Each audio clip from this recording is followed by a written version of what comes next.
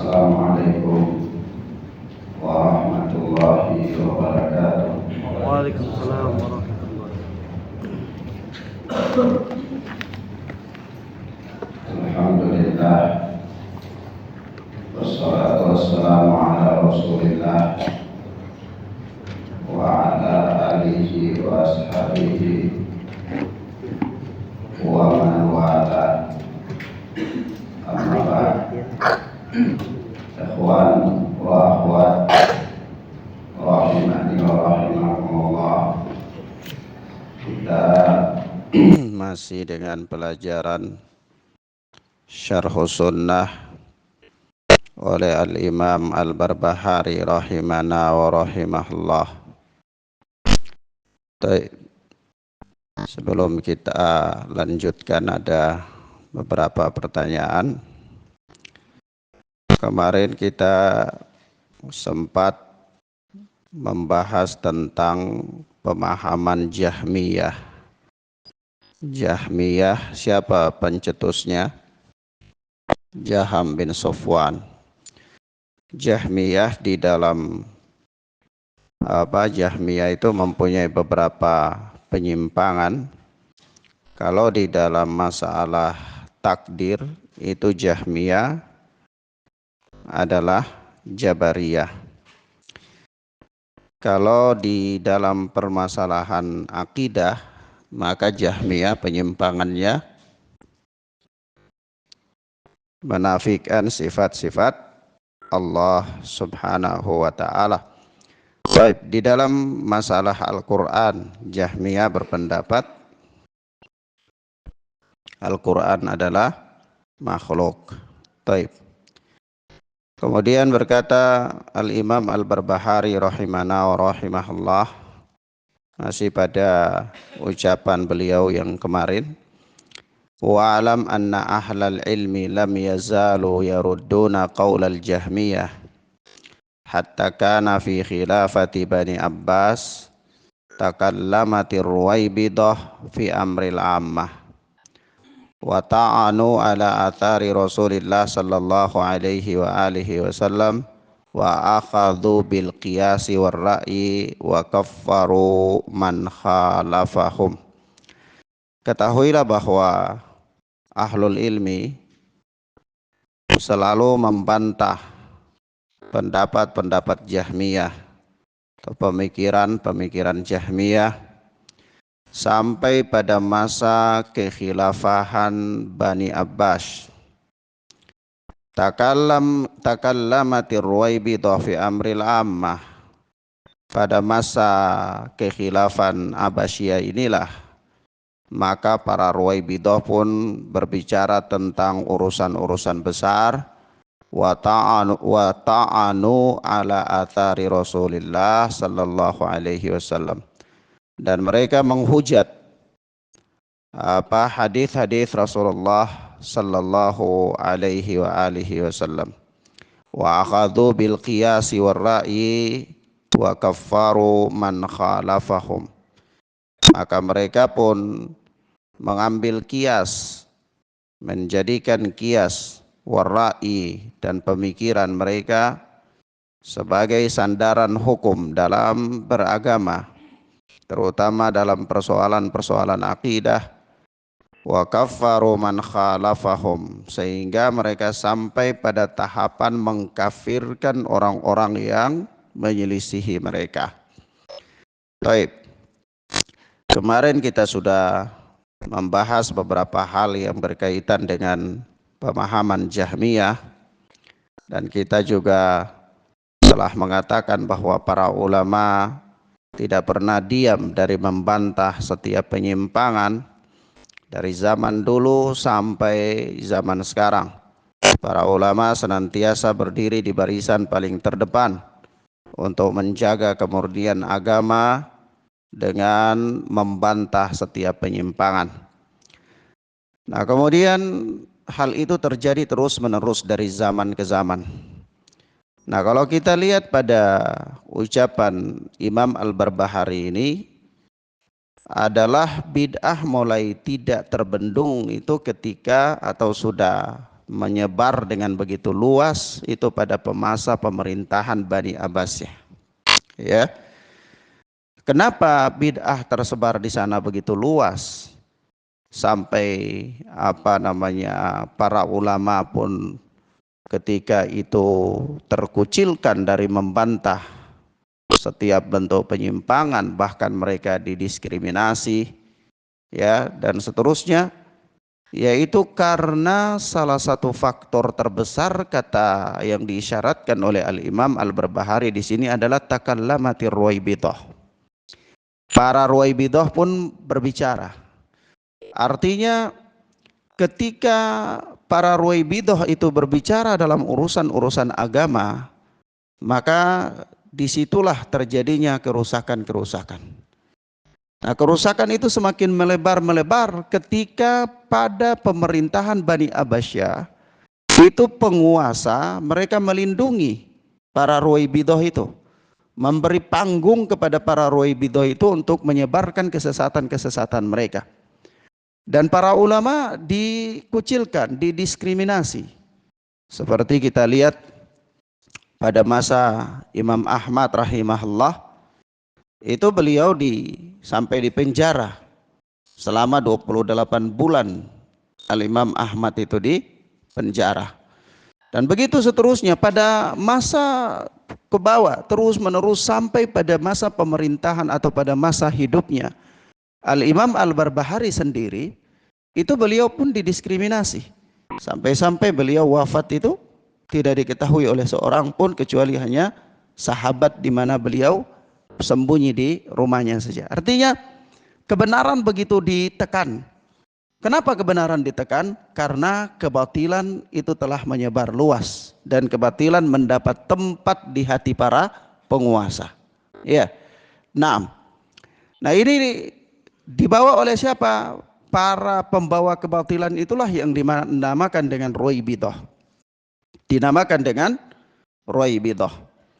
Di mana Nabi sallallahu alaihi wasallam pernah mengisyaratkan tentang para ruwaibidah ini di dalam hadis beliau, ya, yaitu di mana beliau mengatakan bahwa wayantiqur ruwaibidah, dan para ruwaibidah pun mulai terang-terangan berbicara tentang persoalan agama, sampai-sampai para sahabat mengatakan, ya, qila wa man ruwaibidah, siapa itu ruwaibidah? Rasulullah mengatakan alladzi tafihu yatakallam fi amril ammah, orang-orang dungu, orang-orang kerdil yang berbicara tentang urusan-urusan besar. Nah ikhwan, kenapa kebatilan itu mendapatkan tempat yang begitu luar biasa sampai mendapatkan tempat di para penguasa? Permasalahannya adalah karena permasalahan paling mendasar, ya. Permasalahan paling mendasarnya adalah karena kaum muslimin atau pemuda-pemuda Islam, kaum muslimin secara keseluruhan, itu mereka tidak mengerti dari siapa mereka harus belajar. Dari siapa mereka harus belajar. Mereka tidak tahu mana sanad yang ali, mana sanad yang nazil. Mereka tidak bisa membedakan mana emas dan mana perak, mana emas dan mana besi. Mereka tidak bisa membedakan. Jadi mereka cenderung belajar dari orang-orang kerdil. Mereka cenderung meramaikan majelisnya orang-orang tafih, orang-orang yang tidak mumpuni, tidak mempunyai keahlian tertentu di dalam bidang agama, dan mereka meninggalkan majelis-majelis kibarul ulama. Mereka meninggalkan majelis-majelis kibar asatidzah, ustadz-ustadz besar, ustadz-ustadz senior, ulama-ulama senior, ulama-ulama besar, itu ditinggalkan majelisnya oleh para penuntut ilmu. Para penuntut ilmu malas datang belajar kepada mereka. Apalagi kalau belajar bicara tentang haddatsana fulan, akhbarana fulan, berbicara tentang telah bercerita kepada kami si fulan, telah mengabarkan kepada kami si fulan. Muslimin malas mempelajari yang demikian. Tinggalkan, ya. Tinggalkan majelis-majelis seperti ini. Mereka lebih senang majelis-majelis yang berbicara tentang dongeng, ya, majelis-majelis yang berbicara tentang hati, majelis-majelis yang berbicara tentang muamalah, fikih muasyarah. Ya, mereka meninggalkan majelis-majelis yang berbicara tentang apa? Ilmu hadis, ya. Dan mereka meramaikan majelis para ruwaibidah, meramaikan majelis para ruwaibidah. Sementara majelis orang-orang yang benar-benar ahli di bidangnya, ahlul ikhtisas, orang-orang kibar, itu ditinggalkan majelis mereka. Padahal ya ikhwan, ma'ruf di dalam ilmu hadis. Kenapa para ulama dulunya sangat berjaya dan sangat membela agama ini al-haq begitu hidup? Ya karena mereka dalam mengambil ilmu mereka mengerti mana emas, mana perak. Ya, mereka mengerti mana berlian, mana batu kali. Mereka mengerti. Ya, sehingga mereka mendatangi majelis yang memang benar-benar majelis itu layak untuk mendatanginya. Ya, majelis yang mempunyai mendapatkan tazkiyah. Kenapa? Karena Rasulullah mengkhawatirkan kondisi yang demikian. Rasulullah mengkhawatirkan ketika kaum muslimin tidak bisa membedakan mana permata, mana batu kali dalam mengambil ilmu. Sehingga mereka mengambil ilmu dari sanad yang nazil, mengambil ilmu dari asagir. Ya, yang kata Rasulullah sallallahu alaihi wasallam, inna akhwafu ala ummati ayyul tamasa ilmu indal asagir. Ya, perkara yang paling aku takutkan atas umatku ini, kata Rasulullah sallallahu alaihi wasallam, yaitu ketika ilmu dicari dari orang-orang asagir. Ilmu diambil dari asagir, dari orang-orang kerdil. Ketika itulah kebenaran akan mati. Kebenaran akan mati. Para ruwaibidah mempunyai panggung untuk berbicara tentang berbagai macam hal. Maka disitulah akan tersebar berbagai macam kerusakan-kerusakan dalam agama. Padahal dulu sebahagian para salaf itu kalau mereka mau mengambil ilmu, mereka menggunakan ilmu hadis. Mereka menggunakan ilmu hadis. Ilmu hadis dalam mengambil ilmu itu ada kaidah mengatakan begini, dia membedakan mana sanad yang ali dan mana sanad yang nazil. Sanad yang ali itu sanad yang dia lebih dekat kepada Rasulullah. Sanad yang nazil itu sanad yang lebih jauh dari Rasulullah. Kalau ada sanad yang lebih dekat dan sanad yang lebih jauh, diambil yang mana?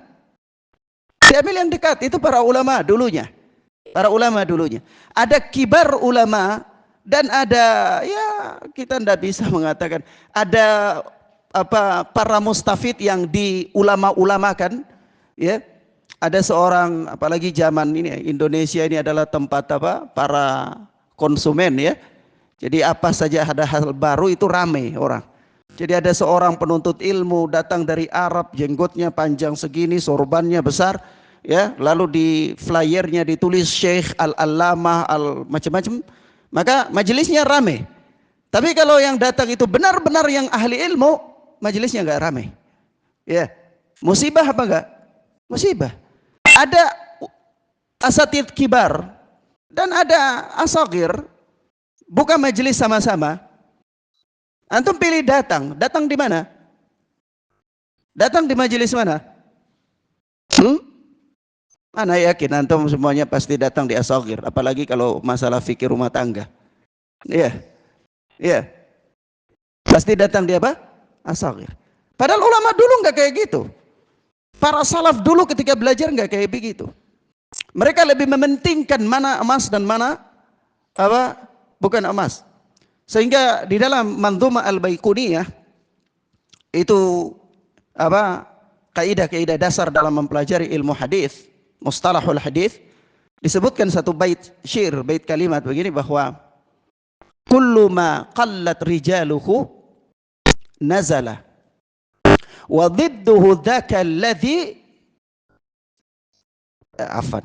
kullama qallat rijaluhu ala wa dhidduhu dzaka alladhi nazala.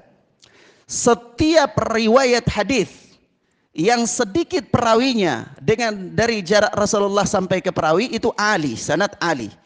Sementara lawan dari itu yang banyak rijalnya itu sanad nazil. Nah, para ulama lebih mengedepankan sanad ali daripada sanad nazil. Hadis yang ali daripada hadis yang nazil. Mafhum ya ikhwan? Contoh paling konkret terjadi dalam kehidupan para ulama yaitu Al-Imam Ibnu Musayyab. Al-Imam Ibnu Musayyab rahimahullah, itu beliau adalah seorang tabi'in. Tabakatnya sama dengan tabakatnya Al-Hasan Al-Basri. Sama tabakatnya Muhammad bin Sirin, sama. Tetapi kalau mursal, antum tahu hadis mursal? Hadis yang terputus di tabi'in. Hadis mursal itu kalau mursalnya Sa'id bin Musayyab, itu para ulama ahli hadis sepakat dia sahih. Dia apa? Dia sahih. Tapi kalau mursal selain daripada Sa'id bin Musayyab, itu mereka meragukan dan dia dhaif. Dia dhaif. Kenapa?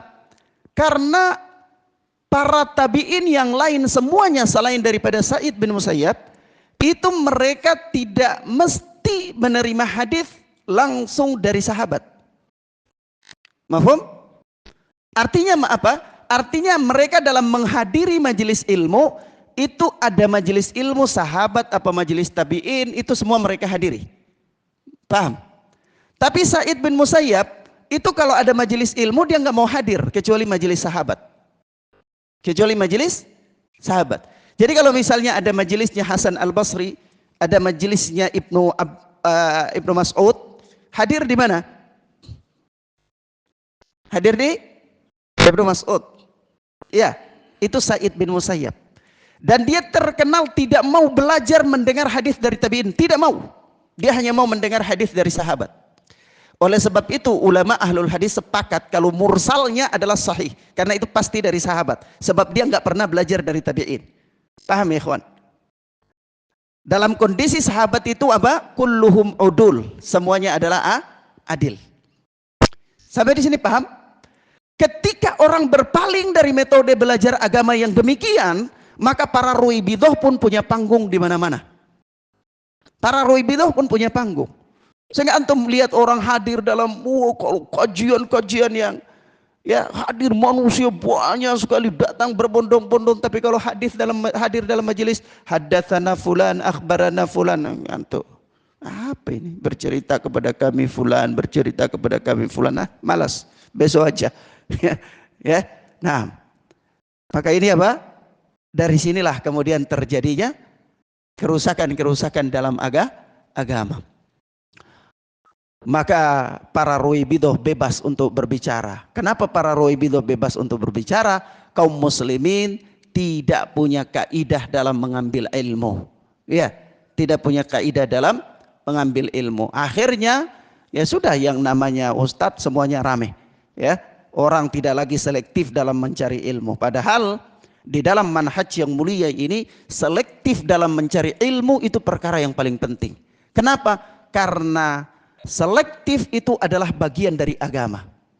Sebab itu Al-Imam Ibnu Sirin, Muhammad bin Sirin, di dalam mukaddimah Sahih Muslim itu menyebutkan bahwa kanu lam yas'aluna anil isnad. Dulunya para ulama kalau belajar agama itu mereka nggak perlu tanya siapa gurumu, ya siapa narasumbermu, nggak perlu. Falamma waqa'atil fitnah, tetapi tatkala terjadinya berbagai macam kerusakan di dalam agama, sebagian para ulama mengatakan kerusakan di zaman itu muncul adalah kerusakan Khawarij, maka qalu sammu lana rijalakum, mereka berkata sebutkan kepada kami siapa guru-guru kalian. Siapa guru-guru kalian? Jadi dulunya sebelum ada berbagai macam fitnah, itu orang hadiri majelis siapa saja, asal ada majelis hadiri. Tapi ketika sudah terjadi fitnah, orang sudah berbicara agama sembarangan, pemikiran-pemikiran sesat sudah mulai muncul, maka mereka mulai berhati-hati. Kalau ada majelis ilmu, enggak mau. Ada orang yang menyampaikan, sebutkan kepada kami siapa rijal kalian, siapa guru kalian. Ya, guru kalian ini orang-orang yang memang masuk dalam kalangan ruwaibidah apa enggak masuk dalam kalangan ruwaibidah. Ya, kalau disebutkan kayak gitu baru mereka mulai belajar. Ya, mereka lihat, ketika mereka melihat bahwa oh ini ahlu sunnah, orang yang thabitin, orang yang kokoh di atas manhaj yang benar, akidahnya lurus, ya baru kemudian mereka yu'khadhu hadithuhum, mereka ambil ilmu mereka. Tetapi ketika mereka lihat oh ini bukan, ini ahlul, ini ruwaibidah, ini ahlul bid'ah fala yu'khadhu hadithuhum, tidak diambil ilmu mereka, tidak diambil ilmu mereka. Tapi sekarang ini ya asal yang namanya semua orang katakan ayat Al-Qur'an ambil, hadis Nabi ambil, semuanya ambil. Apalagi zaman medsos ya. Orang buka HP lihat ceramah tuh nggak selektif lagi. Pokoknya asal ada nama ceramah saja. Ya, asal ada ceramah, asal bagus. Ada ceramah bagi dia ini bagus, oh ini membantah bid'ah ini. Ya. Padahal para ulama dulu ikhwan, ana ingin katakan, mereka tidak menggunakan hujah ahlul bid'ah untuk membantah bid'ah. Jarang sekali. Jarang sekali. Kenapa? Karena hujah di sisi ahlul haq sudah cukup. Ngapain lagi nukil hujahnya ahlul bid'ah untuk membantah bid'ah? Sekarang kita ini ada seorang ahlul bid'ah, dia baru sadar kemarin, dia bicara tentang bid'ah, kita langsung viralkan dia, wah ini hebat orang. Padahal ini mubtadi, kita belum tahu lurus agamanya bagaimana. Kita belum tahu dia ini pemahamannya bagaimana, ya. Karena ketika kita melihat dia membaca ayat Al-Qur'an atau membantah sebuah bid'ah, kita langsung berbondong-bondong memberikan dia panggung, ya, meramaikan majelisnya, memviralkan dia dan seterusnya. Padahal tidak seperti itu. Tidak seperti itu dalam dalam belajar, dalam tatsabbut. Kenapa? Oh ini dia membantah bid'ah. Naam, dia membantah bid'ah, tapi kita di dalam menjaga kemurnian agama ini tidak menggunakan ahli bid'ah untuk membantah bid'ah, tidak. Kenapa? Karena bantahan dari ahlus sunnah jauh terlalu banyak, ya, yang belum bisa kita nukil untuk membantah kebid'ahan. Mafhum ya ikhwan? Paham ya? Jadi jangan asal ada orang ini baru tobat kemarin langsung rame diviralkan, baru tobat kemarin langsung, jangan. Tidak peduli, sudah, tidak ada urusan dengan itu. Al-haq tetap al-haq, ya. Al-haq tetap apa? Al-haq. Mafhum ya ikhwan? Taib. Nah inilah tatsabbut. Untuk apa? Untuk menjaga kemurnian agama supaya panggung kepada Ruwaibidah itu dipersempit. Jangan panggung kepada Ruwaibidah diberi keleluasan. Nanti al-haq mati. Al-haq padam, Ruwaibidah pun mulai banyak berbicara, terjadilah fitnah di awal-awal fitnah, yaitu para ulama benar-benar tidak mempunyai kesempatan untuk berbicara tentang al-haq, ya, sampai-sampai Imam Ahmad pun mau bicara tentang kebenaran di penjara 28 bulan lamanya. Iya. Al-Imam Al-Barbahari dikucilkan kemana-mana sampai wafat di dalam kamar sahabatnya, nggak ada seorang pun yang tahu. Kenapa ya ikhwan? Para Ruwaibidah telah mendominasi. Panggung dikuasai oleh mereka. Panggung dikuasai oleh mereka. Nah, mafhum ya ikhwan? Taib. Kemudian kita lihat ya. Berikut kata Al-Imam Al-Barbahari di situ wa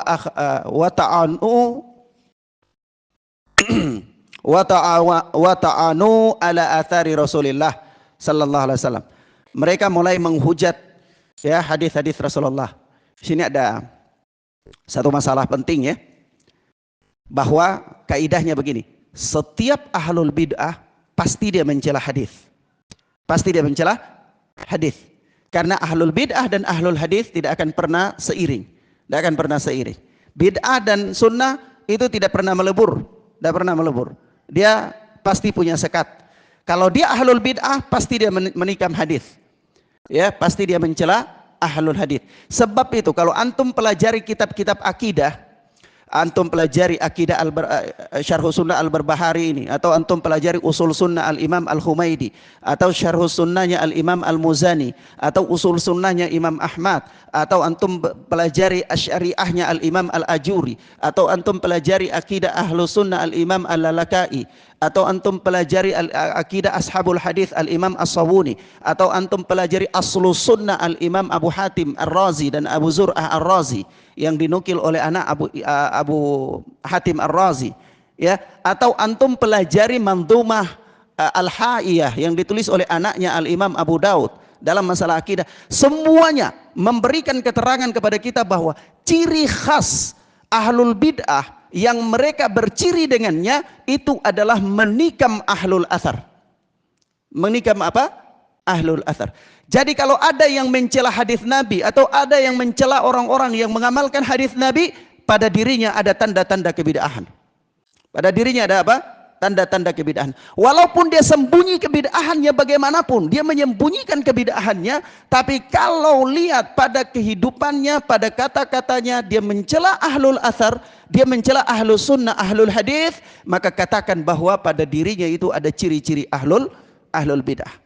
Paham ya ikhwan? Kita tidak, ahlus sunnah punya kaidah sehingga tidak bisa orang berkamuflase di hadapan ahlul hadis. Siapapun dia bisa berkamuflase, tapi bagi ahlul hadis kamuflasenya tidak akan tersembunyi. Kenapa? Karena ahlul hadis tidak mau melihat penampilan, tidak mau melihat gaya, tapi ahlul hadis melihat dari inti permasalahan. Ada orang tampil dengan tampilan sunnah, innal hamdalillah nahmaduhu wa nasta'inuhu, ya, atau kullu bid'atin dolalah, dia baca, tapi dia menghina ahlul hadis. Misalnya, ini Syekh Albani ini tidak punya guru misalnya. Nah, tapi dia innal hamdalillah atau kullu bid'atin dolalah misalnya. Ya. Ini ahlul bid'ah apa enggak? Pada cirinya ada ahlul bid'ah apa tidak? Ada. Ana lebih percaya terhadap hadis Nabi dan ana lebih percaya terhadap keterangan para ulama. Barang siapa yang dia menyembunyikan kebid'ahannya, maka sahabatnya akan menampakkan siapa dia sebenarnya. Mafhum ya ikhwan? Paham ya? Jadi ada orang dia ngaku da'i sebagai da'i ahlu sunnah, dia tampil dengan penampilan yang bagus, ya, bahkan dia meramaikan mungkin majelis-majelis ahlu sunnah, tapi gaulnya sama takfiri, gaulnya sama khawarij, gaulnya sama haraki, tapi dia dalam ngomong itu seolah-olah dia membela ahlul haq. Mana yang jadi penilaian bagi antum? Pergaulannya apa pembicaraannya? Pergaulannya, karena saya lebih percaya terhadap hadis Nabi sallallahu alaihi wasallam. Ya, di mana Rasulullah mengatakan barang siapa yang menyembunyikan kebid'ahannya maka sahabatnya akan menampakkan jati dirinya. Ya. Jadi lihat kepada apa? Jati dirinya. Lihat kepada jati dirinya. Ya. 6. Dinul mar'i ala khalilih falyanzur man yukhalil. Agama seseorang itu tergantung, dilihat dari teman-teman setianya. Maka perhatikanlah siapa teman setianya. Teman setianya seseorang itu akan menunjukkan siapa dia sebenarnya. Siapa dia sebenarnya. Mafhum ya ikhwan? Taib. Ini diantara ciri khas ahlul bid'ah adalah mencela ahlul athar. Kemudian akhadul qiyas warra'i wa kaffaru man khalafahum. Mereka mengambil kias dan pendapat-pendapat, ra'i sama aja ya, kias, dan mereka mengkafirkan orang-orang yang menyelisihinya. Taib.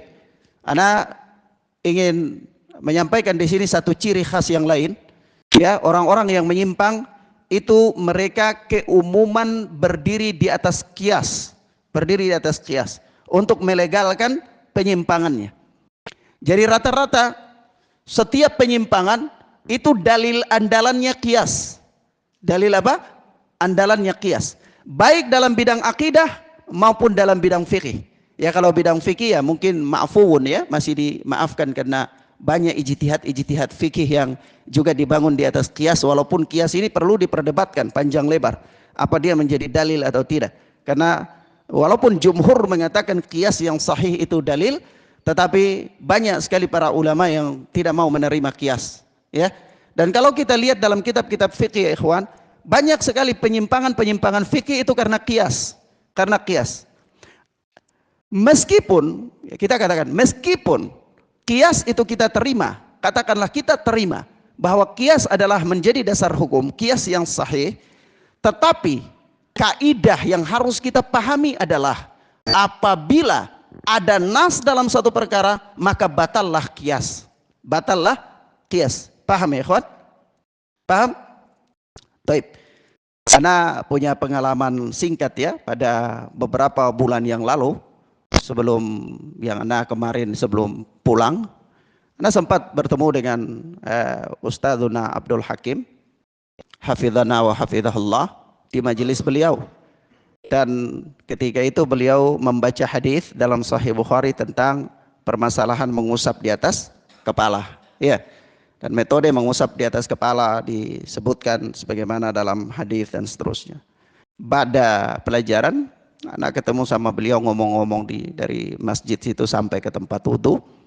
Dan anak sebutkan beberapa athar tentang ada sahabat yang mengusap hanya di depan saja seperti Ibnu Umar, ya, kemudian Ya, ada hadis yang diriwayatkan oleh Imam Abu Daud dinyatakan sahih oleh Syuaib Al-Arnaud dalam tahqiq beliau terhadap Zadul Ma'ad, ya, dan seterusnya, ngomong panjang lebar.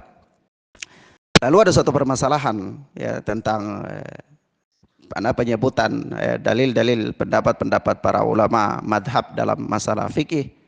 Beliau kalimat yang paling sederhana yang beliau sampaikan ke anak, dan itu memang adalah hujah ya, adalah bahwa apa? Apabila telah datang hadis maka batallah pendapat. Maka apa? Batallah pendapat. Artinya apa? Artinya Anda ingin mengatakan bahwa inilah metode yang tepat. Inilah apa? Metode yang tepat. Karena pendapat dan kias apapun itu kalau di hadapan dalil dia tidak punya harga. Dia tidak punya harga. Paham maksudnya? Tapi kita para penuntut ilmu itu terkadang kita lebih mengedepankan kias, lebih mengedepankan pendapat daripada apa?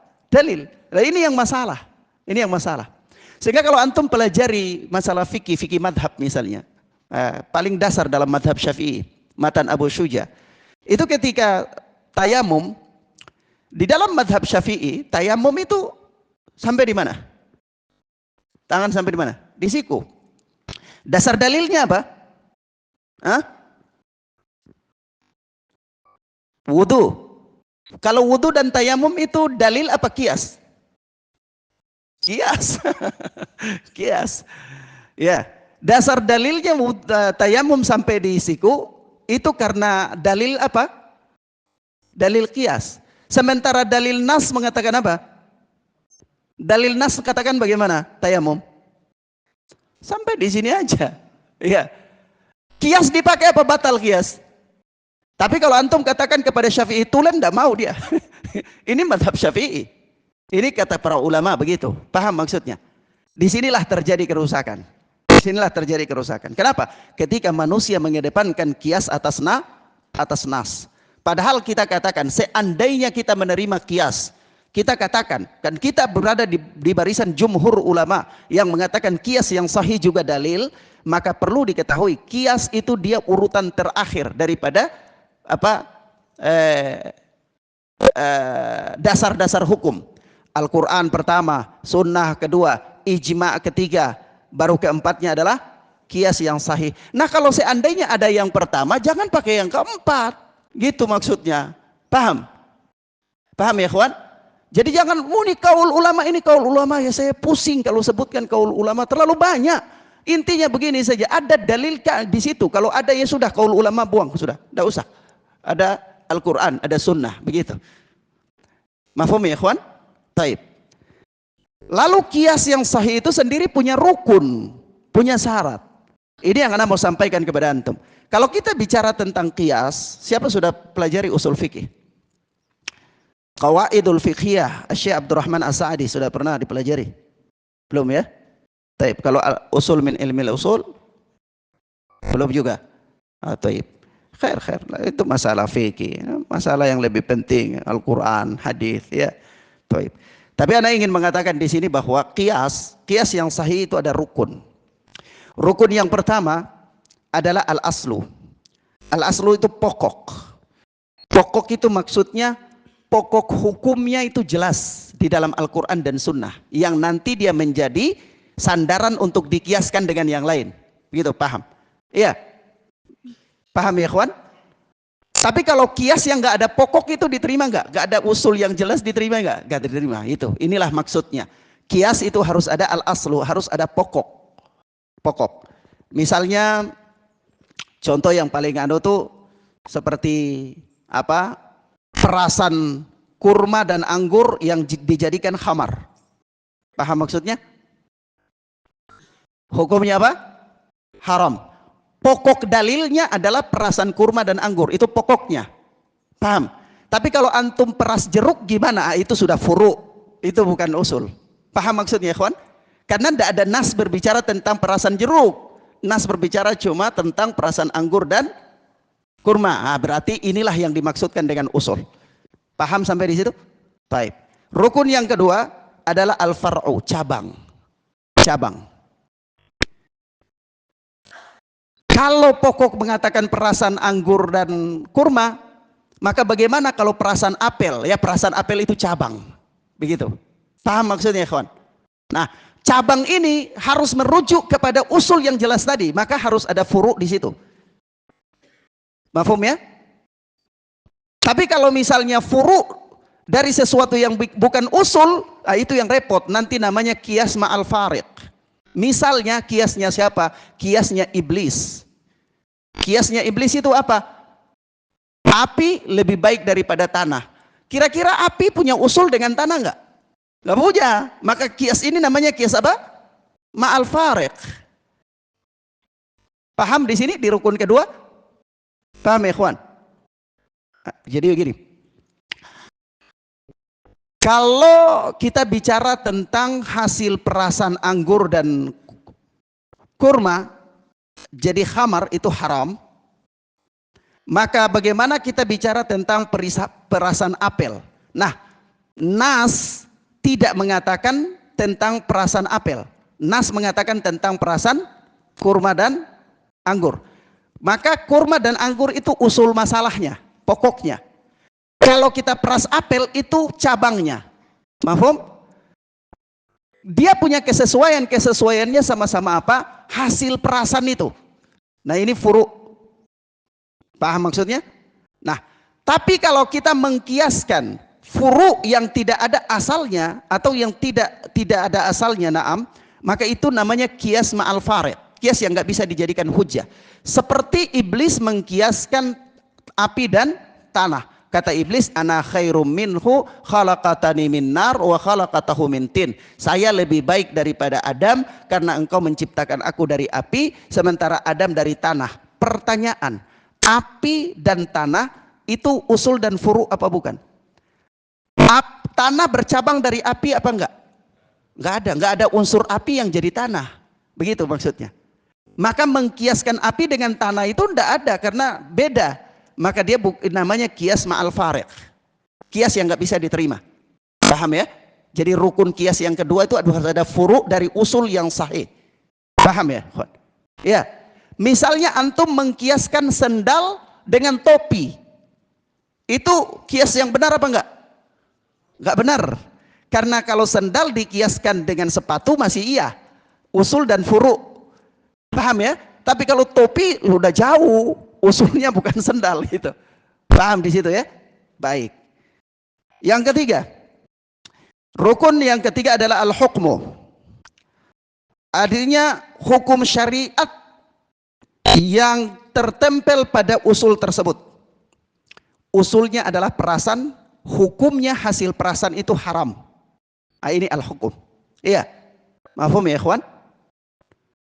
Maka ketika hukum mengatakan hasil perasannya itu haram, maka sebab perasannya itu nanti namanya ilat. Sebabnya apa? Sebabnya mabuk. Maka setiap hasil perasan yang memabukkan haram. Begitu. Paham? Itu namanya hukum dan ilat. Ada hukum. Sebabnya apa? Hukumnya hasil perasan jadi hukum.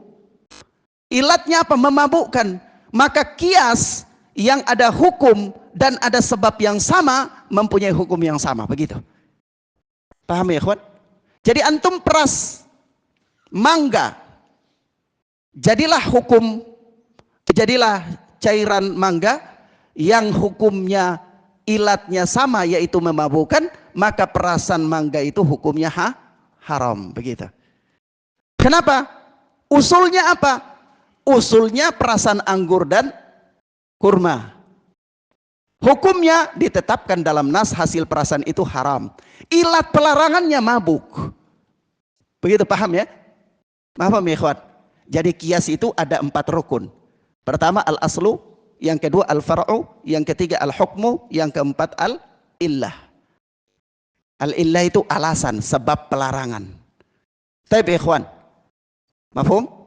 Nah, orang-orang yang sesat di dalam masalah akidah itu mereka menggunakan kias tidak dibangun di atas rukun ini gitu loh.